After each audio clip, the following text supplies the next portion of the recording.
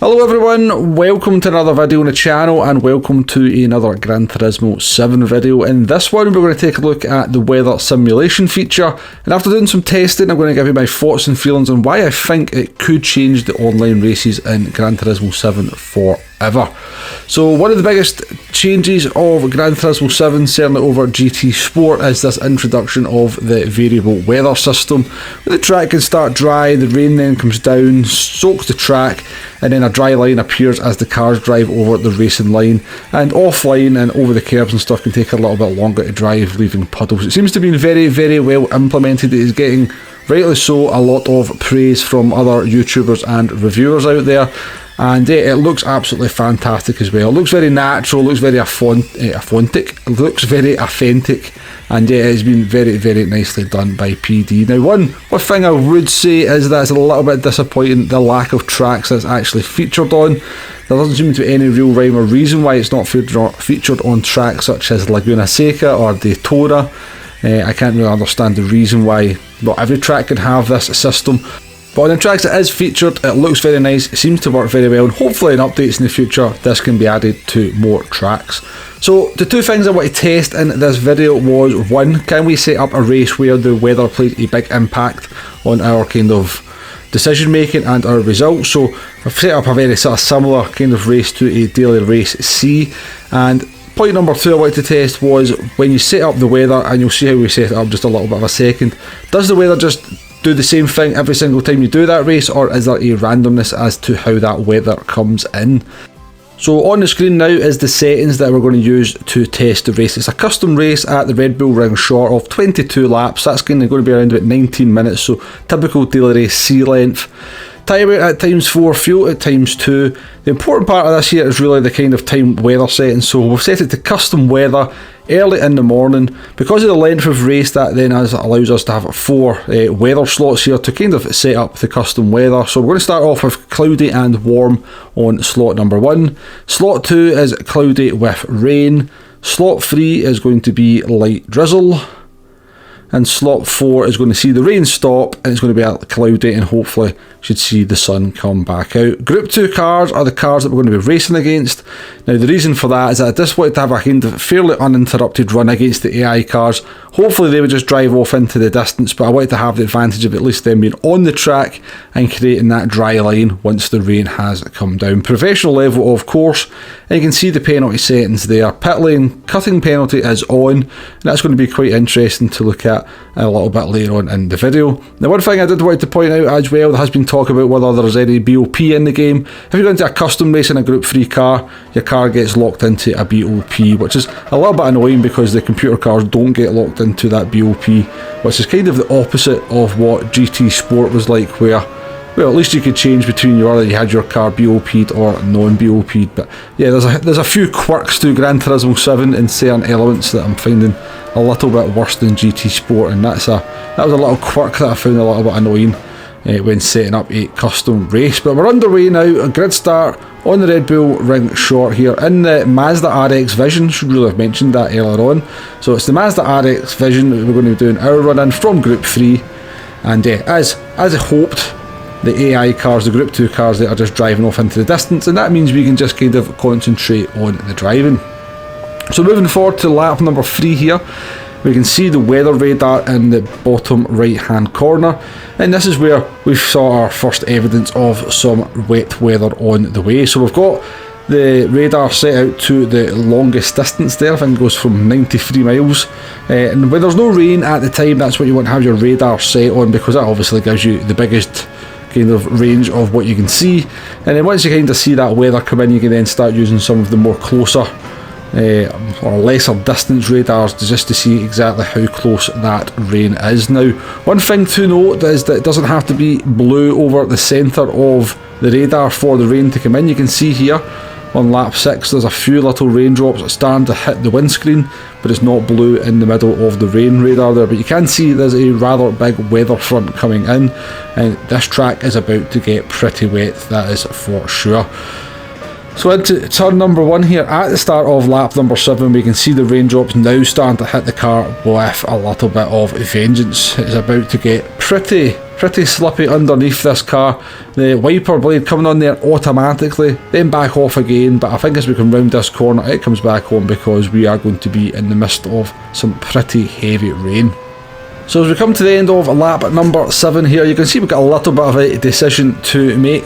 The pit lane is just up ahead, but the track is nowhere near slippy enough underneath the tyres as it is, because you can look at that grip meter in the bottom left hand corner. Now it just pretty much just flashed on there just as I said it, to say that our grip is now starting to get a little bit compromised. We've come down the start finish straight, it is absolutely bucketing down, and that grip meter has nearly reached 1/3 already. But the car felt quite drivable, so we just kind of persevered here with the hard tyres all the way up until lap number 9. I could see on the radar at this point that the rain was about to exit stage left, and this looked to be about the worst of the rain that we're going to get. Now the car certainly was starting to feel a little bit difficult to drive. You can see as we come into the last couple of corners here, lots of understeer, but by no means undrivable. The car was still manageable even on the hard tyres. Now you might think, look at that amount of rain and that amount of water, that can't be realistic, and I would probably have agreed with you up until maybe about a year ago, but I do remember watching a GT3 race around Monza and I could not believe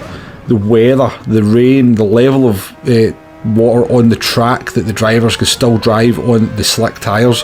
So whilst honestly it looks a little bit unbelievable to still be able to drive quite comfortably here on slick tyres given the amount of rain that was coming down, it is actually fairly realistic. But you can see it's had a big old impact on the lap times. We are doing 50.4s, and you can see we're kind of hitting the 56s and 57s there, so a big impact on the lap times, but the car was still drivable, and I think we made the right decision to just stay out and persevere with the slick tyres there. So jumping forward to lap number 17, you can see that the rain has gone, the sun has come out, the track is still very wet though, but it's a lovely day out there in the Tyrian mountains of Austria. Now the lap times have come down significantly from their worst point of 57s down into the 53s, so still a good bit of moisture on the track, getting nowhere near those kind of slick times that we were doing at the beginning of the race, still around about 3 seconds off the pace, 2.5-3 seconds off the pace.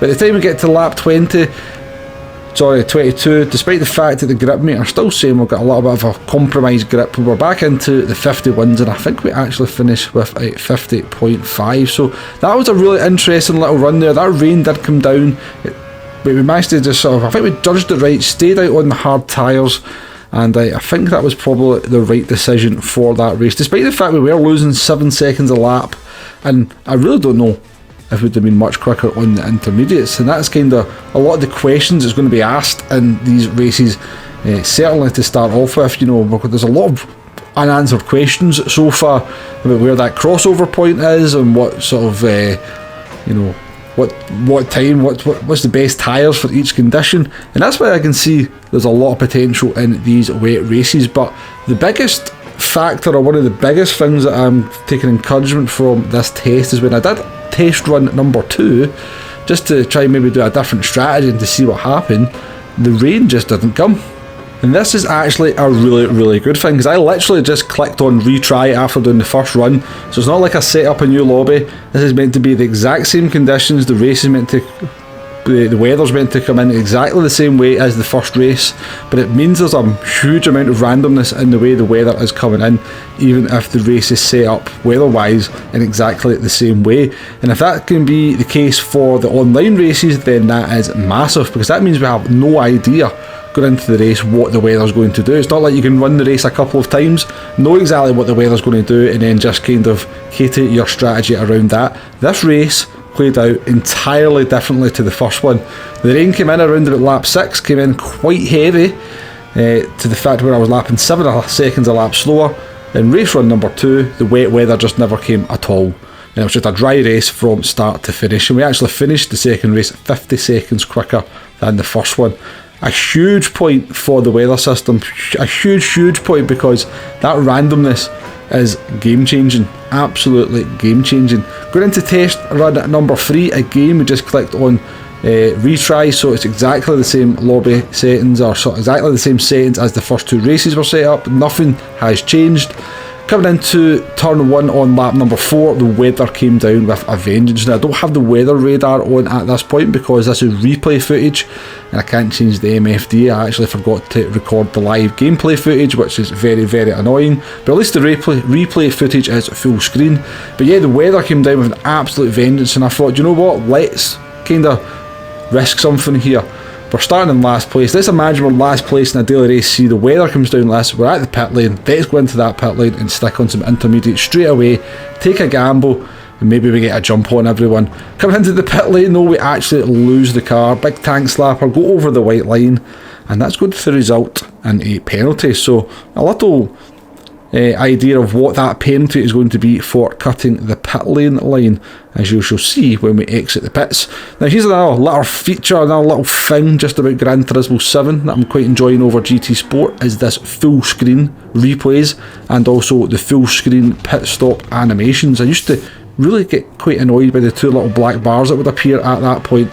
Just the little things sometimes that kind of annoy you, and it's nice to see that has been fixed. But as we exit the pits here, you can see we have picked up a 3-second penalty for crossing the white line as we lost control of the car coming into the pit lane. Seems a little bit harsh because it's not like we kind of crossed the line on the actual entrance or the exit.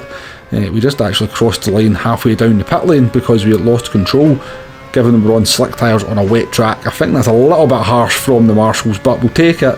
And yeah, 3 seconds, that's going to catch people out. I'm looking forward to all the moaning that people are going to get for getting 3-second penalties for crossing pit lane lines over the next few months. It's going to be hilarious.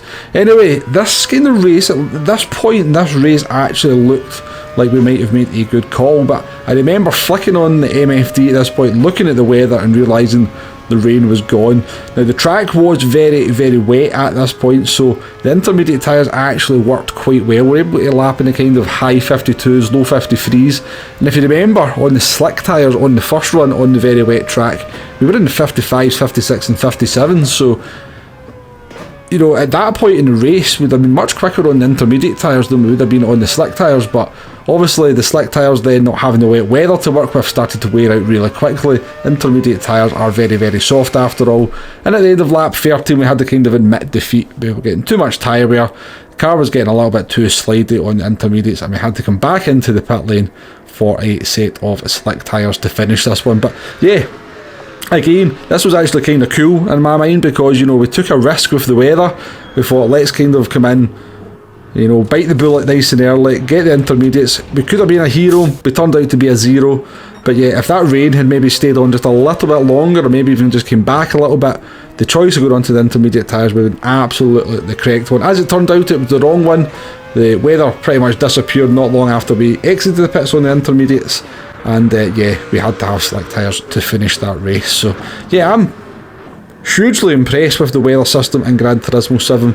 That was one of the big things I was kind of worried about, you know, if it had been if it was to be introduced into a online race like a daily race C, would the weather just do the same thing race after race after race? Then after you've done the race a couple of times, you know, right, okay, lap 7, time to change on to intermediates, and then finish the race on intermediates. Okay, lap 7, time to change on to intermediates, and then lap 18 back onto slick tyres. Or I know the rain's not going to come down any heavier than this, so you just stay on the hard tyres, no need to go into the pit lane at all. But it looks like they can set the race up, they can give it a kind of those little windows, those slot weather windows, and that doesn't just kind of lock the weather into a certain course of pattern.